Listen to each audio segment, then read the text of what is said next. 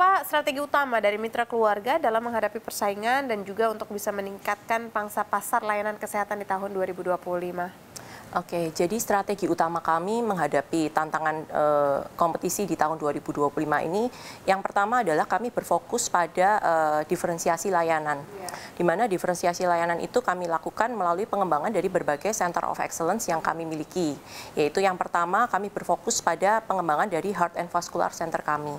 Di mana di tahun ini, untuk Heart and Vascular sendiri kami sudah melengkapi dengan CT scan dengan jumlah size yang paling tinggi, yaitu sampai 1152 slice. Di mana tujuan daripada keberadaan CT scan ini adalah tentu untuk meningkatkan akurasi daripada diagnostik, karena kami percaya bahwa dengan diagnostik yang lebih cepat, yang lebih akurat, maka output atau outcome yang didapat dari pasien juga akan jauh lebih baik. Kemudian untuk Heart and Vascular sendiri juga di tahun ini kami sudah mulai dengan masuk ke dalam layanan, yaitu mix yang kami sebut dengan minimal invasive cardiac surgery.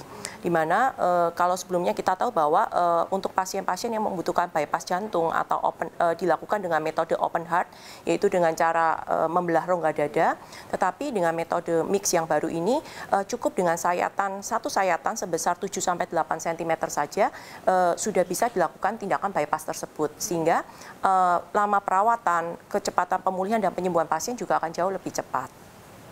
Kemudian yang kedua juga kami sedang mengembangkan dari layanan stroke center kami, di mana seluruh rumah sakit yang ada di dalam cabang mitra keluarga kami sudah merupakan suatu ready stroke hospital yang siap menangani pasien stroke. Dan di beberapa cabang kami juga kami sudah menerima penghargaan dari World Stroke Organization dengan kategori Diamond, yaitu kategori yang tertinggi. Sehingga diharapkan layanan stroke, pasien stroke di mitra keluarga juga dapat dilayani dengan lebih komprehensif. Selain itu, sebagai komitmen kami juga untuk penanganan stroke tersebut, kami juga melengkapi dengan teknologi tercanggih, yaitu dengan biplane. Biplane itu merupakan suatu mesin angiografi tetapi memiliki dual plane, sehingga untuk tindakan kateterisasi yang dilakukan akan dilakukan dengan waktu yang lebih cepat, kemudian jumlah kontras juga lebih sedikit, jumlah paparan dosis radiasi juga jauh lebih sedikit. Sehingga diharapkan adalah kecepatan penanganan pasien ataupun efek samping yang ditimbulkan juga akan jauh lebih minimal. Kemudian yang ketiga juga kami mengembangkan onkologi center yang kami sebut dengan Miracle. Kalau di tahun yang sebelumnya kami berfokus pada tindakan pembedahan, kemudian kemoterapi, radioterapi, tetapi di tahun ini kami mulai masuk kepada kedokteran nuklir dan juga teranostik, di mana harapan kami adalah dengan melengkapi masuk ke dalam kedokteran nuklir ataupun teranostik, maka pelayanan terhadap pasien-pasien kanker jauh lebih komprehensif dan juga paripurna.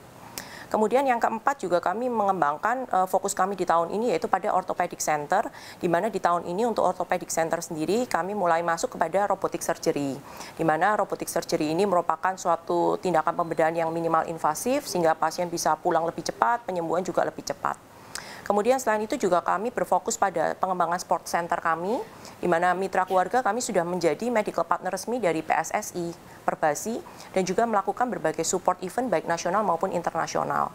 Dan juga masih banyak Center of Excellence lain yang juga sedang kami kembangkan di tahun ini seperti Hearing Center, Digestive Center, termasuk adalah Regenic Center yang saat ini sedang kami kembangkan. Oke, berarti sampai dengan saat ini ada berapa jumlah rumah sakit yang dimiliki oleh mitra keluarga? Saat ini kami punya 30 cabang rumah sakit. Tersebar di seluruh Indonesia ya? Ya, betul. Oke. Satu isu yang menarik juga untuk dibahas adalah pemerintah sekarang ini sedang gencar sekali untuk mendorong health tourism. Biar pasien kita tuh nggak kemana-mana dok, biar nggak ke luar negeri gitu. Nah, ada nggak sih dok upaya dari rumah sakit mitra keluarga untuk juga mengencarkan health tourism ini?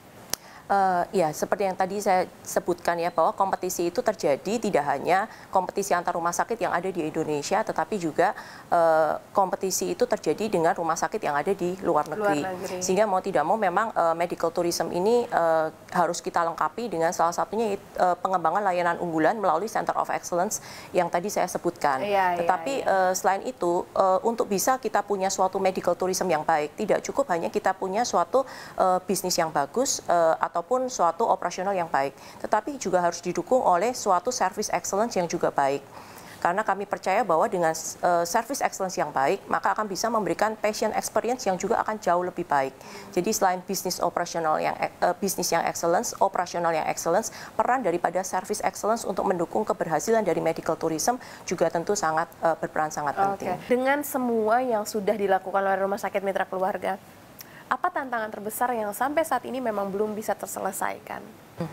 Jadi tantangan terbesar saat ini memang kembali lagi adalah pada kompetisi dengan rumah sakit yang ada di luar negeri. Karena bagaimanapun mindset masyarakat masih banyak yang beranggapan bahwa layanan medis atau layanan kesehatan yang ada di luar negeri jauh lebih baik daripada yang ada di dalam negeri.